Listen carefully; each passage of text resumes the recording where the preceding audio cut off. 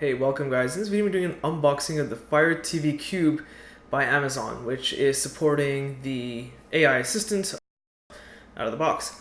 So the purpose of this device, what Amazon's trying to cater to the customers is that they want a pure hands-free experience wherever possible. That you're going to use their AI assistant to use the volume controls, stuff like that. So we'll be doing an unboxing, going over the contents. But this is something that's pretty interesting, the concept. Google Android TV doesn't really do it that well, even though I'm a huge fan of Android TV, especially the NVIDIA Shield because of its processing power. So it'll be interesting to see how this thing plays out. So let's continue on and get started with this thing. The device looks rather large in the product page, just because I guess it's the perception I get. But the box here is not that huge, and I'm sure there's gonna be like some sort of padding. So I'm kind of curious. Is the device rather small? And there's like a tremendous amount of stickers and seals, as you guys can tell. A little over the top, unnecessary. I mean, it's not a big deal. It's just a little bit annoying, though. I mean, I've never seen this many for media players that are much more expensive than this one, like Blu-ray media players, for example. So that is incredibly small. It looks much bigger on the internet product page.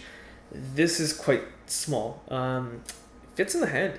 Rather surprising, but that's a good thing, right? You want it to be smaller, easier to conceal somewhere on your home theater setup. So, trying to get this sealant off. And get that one at the back, which always feels so satisfying just to peel it off. But it does have some quick steps on it though. I'm going to go through the quick steps guide. I don't think I need the ones there, and I'm pretty sure it's going to be a very straightforward process. I might not even have to look at any of it, to be honest, but yeah, it's just nice to have it though for non-tech savvy users. So finally got it off. That was a bit of a struggle. Every seal and packaging is just annoying with this overall. The unboxing is not that fun, but playing with a new gadget will be, I'm sure. So it looks really sleek. It looks like a fingerprint.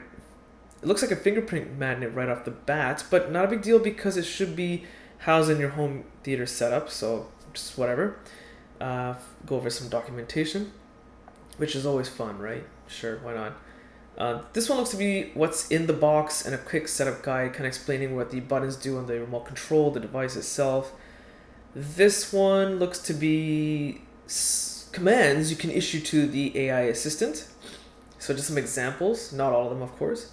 And this one is most likely safety and regulatory information, yeah, okay. As well as warranties. So this is most likely the power brick. Let's see what we got. Huh, I like that labeling. It's neat. It's not necessary, but I like it. It's a nice touch how they label what each wire is for. I mean, if you don't need the Ethernet adapter, for example, you can just leave it in the box. But it's nice that they included that. So in case you want to have a hardwired connection, maybe your router is not that good. There's an optional IR extender cable. So if you want to extend the IR blaster signal, you have that option available as well. Nice touch by Amazon. I'm digging that. And the power brick itself, not too large. It will take up a couple spots on a power bar, but whatever. Again, the seal on this is incredibly annoying. I just don't get why they did it like this. It's incredibly annoying. It just doesn't make any sense.